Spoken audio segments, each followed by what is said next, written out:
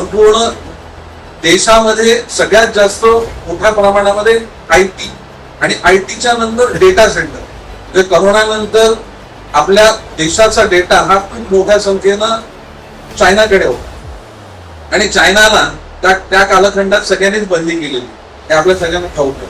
परंतु चायनाला जर आपल्याला बंद करायचं असेल किंवा बंदी घालायची असेल असं आपण ठरवलं आणि ठरवलं तरी ते आपल्याला शक्य नाही, कारण आपला डेटा हा चायनाकडे.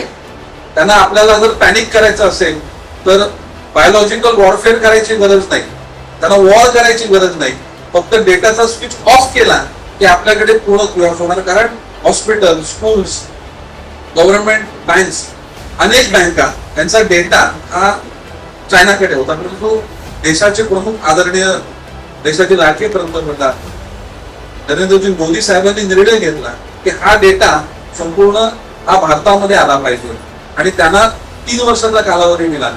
आणि हा डेटा कोणत्या राज्यामध्ये आणि कोणत्या शहरामध्ये हे डेटा सेंटर उभारले जाऊ शकतात याचा जेव्हा विचार झाला तेव्हा पहिली पसंती ही नवी मुंबई शहराला मिळाली.